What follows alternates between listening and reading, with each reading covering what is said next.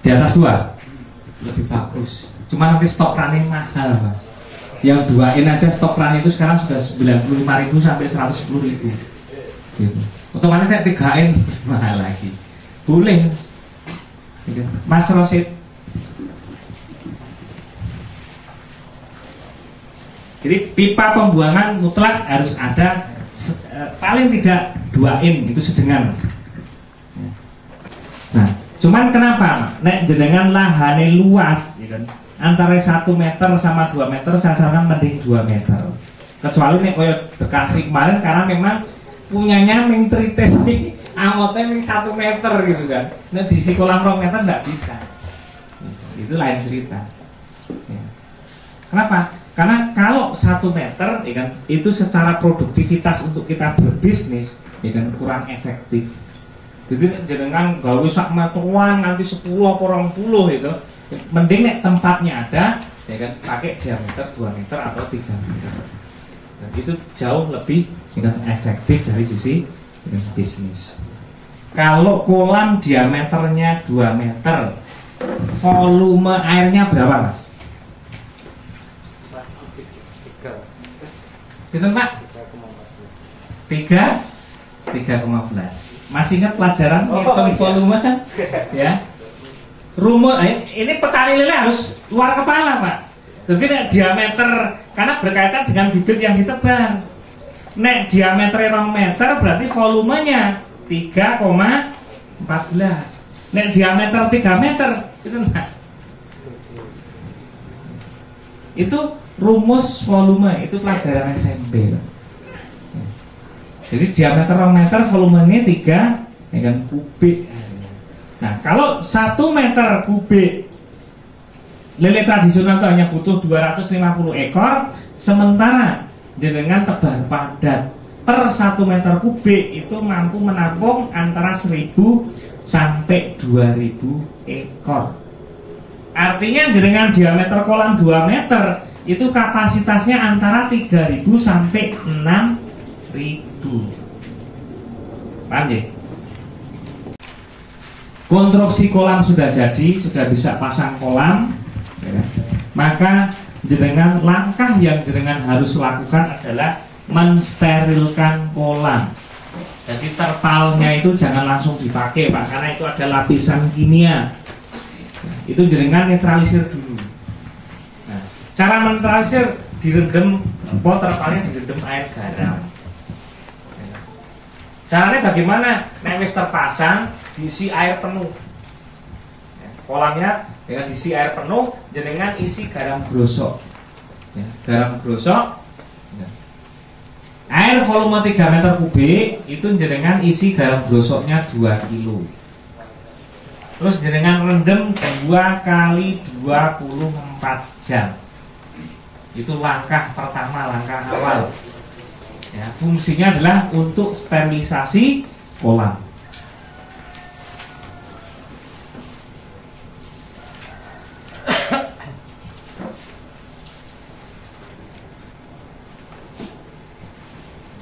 Ya, jadi rendam ya kan, dengan garam grosok ya kan, selama 2 kali 24 jam.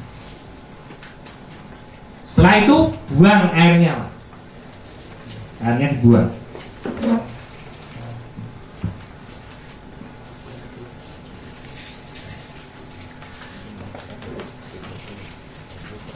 Kemudian setelah jenengan buang airnya, jenengan isi 50 cm atau setengah dari tinggi kolam. Nah, kolam itu rata-rata nanti tingginya 105 cm. Jadi jenengan cukup isi airnya dengan volume air 50 cm.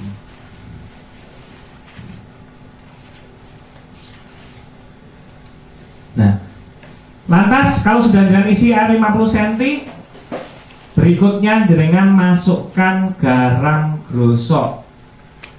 Takarannya 1 kg per kolam ukuran diameter 2, ukuran D2.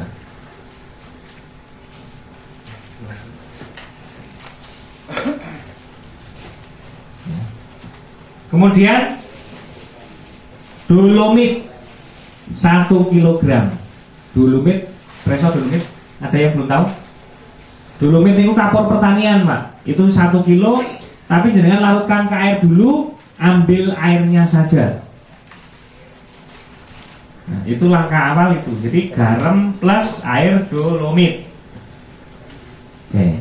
Nah, kalau itu jenengan lakukan pagi hari, maka sore harinya jenengan masukkan setengah liter tetes yang sudah direbus, tetes tebu atau molase. Ada di daerahnya yang punya masalah tidak ada tetes tebu? Ada semua? Ada ya? Oke, kemudian kan, setengah liter Maxigro atau MG1.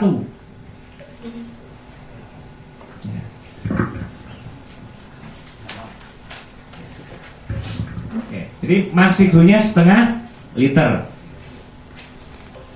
Oke. Nah, mulai saat itu aerator harus dinyalakan, Pak. Oke, jadi aerator itu apa? Nanti kita lihat langsung kan, di lapangan dengan pada saat praktek nanti aerator. Sampai kapan? Sampai panen lele. Nah, jangan sampai ini akan saya ingatkan, kejadian ini sudah sampai 2 kali. Padahal sudah saya ingatkan. Aerator mulai dengan masukkan Maxigro sama tetes, nyalakan. Meskipun itu belum ada lelenya, nyalakan itu sampai hidup terus aerator sampai panen. Dan dilalah ya, ada yang mencoba aerator dimatikan, alasannya belum no lelenya. Setelah 10 hari kemudian bibit teko. Bibit masuk ukuran 78. Waktu itu harga bibitnya 350. Nebaris 10.000, berarti 3,5 juta Pak bibit. Begitu masuk kolam, apa yang terjadi? Begitu masuk kolam, ya, tidak ada 15 menit, lele mati semua. Kenapa? Karena aerator tadi itu perannya vital. Ketika jenengan masukkan bahan-bahan media kolam tadi tanpa oksigen, maka sama halnya jenengan membuat alkohol. Jadi sak kolam itu isinya alkohol. Lele cemplung langsung habis. Nah, itu penting ingat aerator. Kenapa? Karena ini tebar padat, Pak. Jenengan bikin media kolam tidak tradisional kan begitu wes banyu wes ketok hijau lele cemplung. Ini enggak. Ini jangan bikin media. Nah, itu langkah awal tadi sampai ya kan Maxigro. Nah, kemudian di tempat terpisah nanti kita juga praktekkan dengan menggunakan drum sing enten tutupe warna biru boleh, warna apa enten tutupe enten sing bagus ada lemnya. Nah, bahan bakunya apa? Pertama bekatul. Teng buku ada, Pak. Kalau cuma jenengan tinggal menambahkan yang belum ada.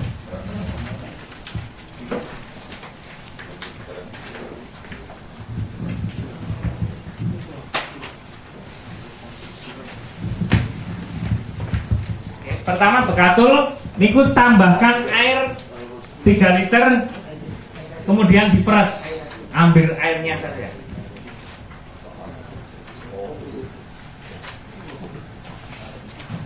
Jadi air bekatul, ya kan bekatulnya sekilo, airnya 3 liter diperes, nanti kita praktekkan, Pak. Oke. Bahan yang kedua, tepung ikan 1 kilo. Nah ini saya cerita komposisi untuk diameter 2, Pak. Ya. Jadi nanti diameternya 3, diameternya 1 beda ya. Ini diameter 3. Ya, diameter 3, ya kan bekatulnya sekilo, airnya 3 liter, peres, ya kan ambil airnya saja, masuk ke drum. Kemudian kedua tepung ikan 1 kilo masuk ke drum. Nah, ketiga berikutnya tapioka, tepung tapioka. Tepung tapioka 1 kilo langsung masuk drum. Tahu di tempatnya beli tepung tapioka? Ini kejadian tapioka nggak tahu, Pak, karena mantan bos itu kan, mantan bos juga lele ya tapioka nih toko pakan ternak gitu kan. Ya enggak ketemu gitu. Mas tapioka itu nopo gitu. Ya, pati kanji ya, betul pati kanji. Tepung ikan. Ya. Tepung ikan. Kalau tepung ikan susah jangan bisa menggunakan PF 1000 atau PF 800, Pak. Ya. Atau D0 juga boleh. Sama beratnya. Ya? Dengan berat yang sama. Ya. Ya, cuman mahal bedanya itu. Ya, nek D0 kan berapa? 16.000 nih. D0 16.000 nih. Tepung ikan kan 9.000. Oke. Kemudian bahan berikutnya mineral. Tepung mineral 1 kilo. Mineral ini boleh menggunakan mineral ayam, boleh mineral bebek, boleh mineral sapi atau mineral kambing. Itu belinya di toko pertanian. Itu jenengan jeri pakai air 3 liter sama, ambil airnya saja, ampasnya nggak usah diikutkan. Oke, berikutnya tetes tebu yang sudah direbus 1/2 liter. Kemudian Maxigro 1/2 liter masuk ke drip. Kemudian air sumur,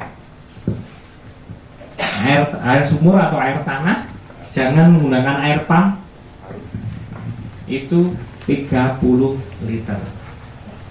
Nah, jangan posisikan tertutup rapat, kasih lubang aerasi 2, yang satu dari pipa aerasi, yang satu ya kan untuk buang gas. Nah, biarkan fermentasi ini selama 3 kali 24 jam.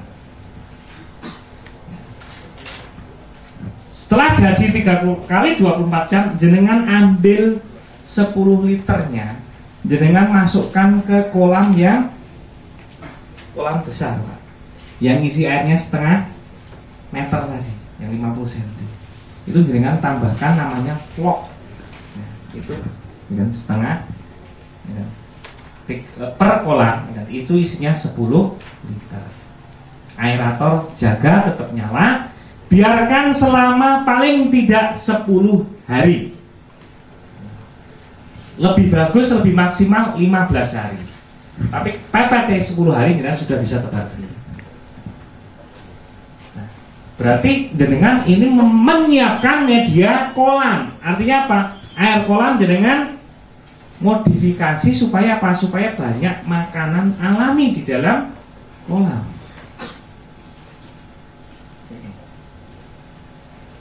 Bikin media, ada yang bingung? Ya, ingat ya. Jadi kalau di buku catatannya kurang dengan tambahin. Jadi pertama tadi langkah awal, media kolam. Air kolamnya 1/2 dari tinggi kolam, berarti 50 cm. Nah, kemudian tambahkan air dolomit. Dengan dolomitnya 1 kilo, encerkan, ambil airnya saja. Garam grosoknya 1 kilo. Sudah, itu pagi hari. Sorenya jenengan tambahkan molase 1/2 liter sama MG1 1/2 liter masuk kolam. Aerator nyala. Dan di hari itu ya. Itu yang molasenya itu direbus dulu nggak? Ya, direbus, Pak. Jenengan rebus suhunya 80 derajat mawon, Pak. Jangan 100 derajat. Terus itu maksinya dicampur dengan setelah dengan molasenya nggak? Molasenya masuk, diencerkan, masukkan kolam, Pak. Masing-masing gitu. Iya. Jadi masing-masing 1/2 liter kan, masing-masing kolam.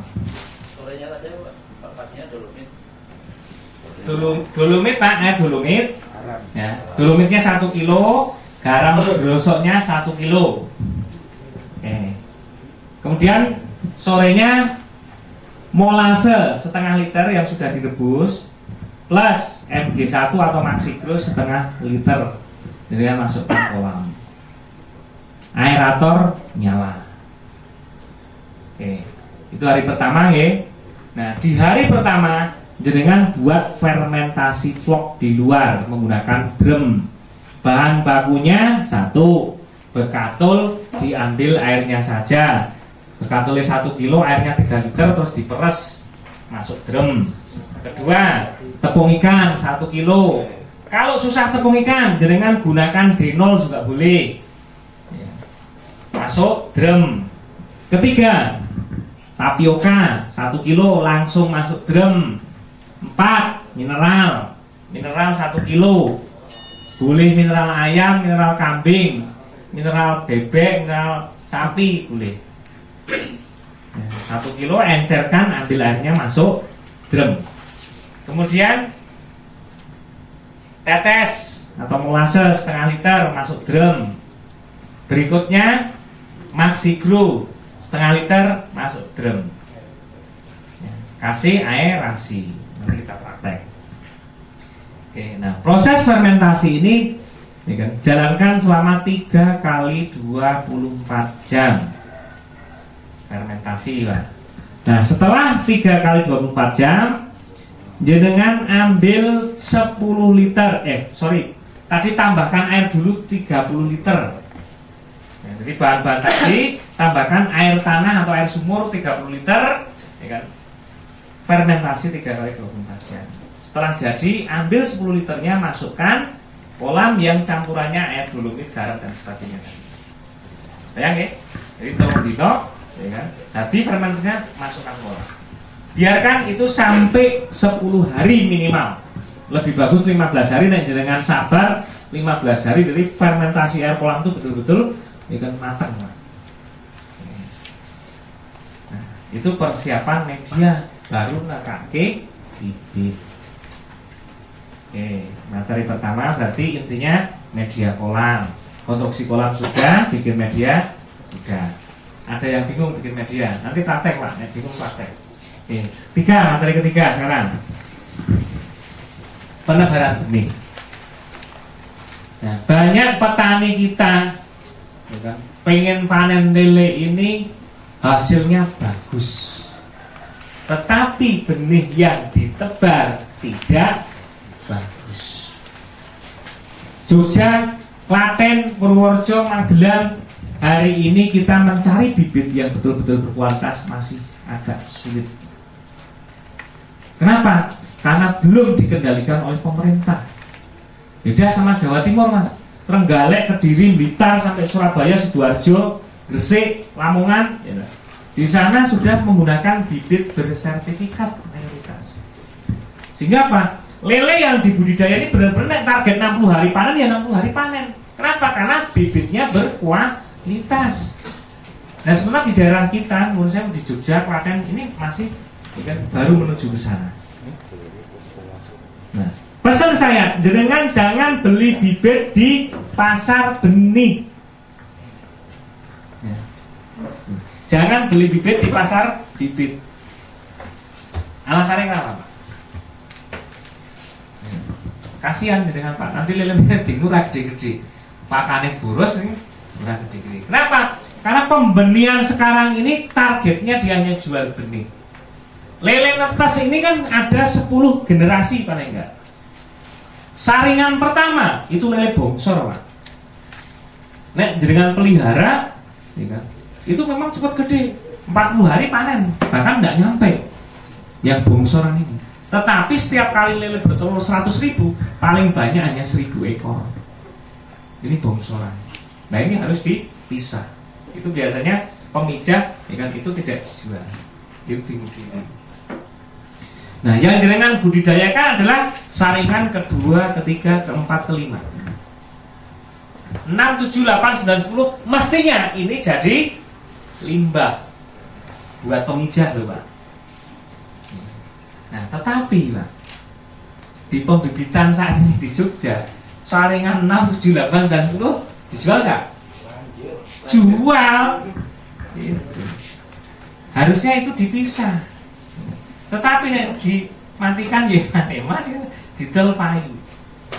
Nah artinya apa? Jenengan di dalam memilih bibit, jenengan harus tahu sing ngadol bibit itu mana pun jangan datang. Pak, ini saringan kepiro Pak? Nah wis nih, oke saringan kepitu. Tapi jangan menyaksikan dari awal loh Pak. Ikuti pada saat mija. Nek pengen dapat yang berkualitas. Nah kalau yang di pasar Pak, menurut saya Bu, itu saringan 7, 8, 9, 10 tadi lelene kon treten dimulai gede-gede Pak. Dan itu saya yakin nanti teman-teman pasti akan ngalami. Itu lele yang wis salangan lengan itu sik kontretan nah, itu. Itu kerucilan ya di tempat saya sekarang. Di murah gede Mas, hanya ngenteke pakan kok.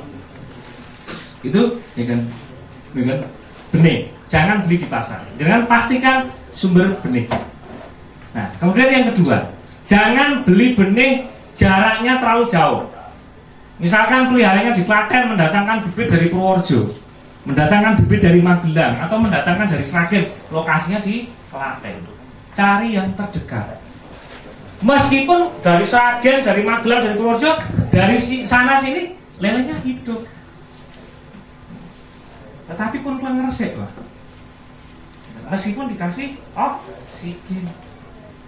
Cari bibit yang terdekat dari lokasi Anda. Nah, kemudian setelah dengan benih yang siap, benih sudah mau datang, air kolam dengan tambahi, Pak. Tadi kan 50 cm ya, tambahkan 20 cm menjadi 70 cm sebelum benih datang.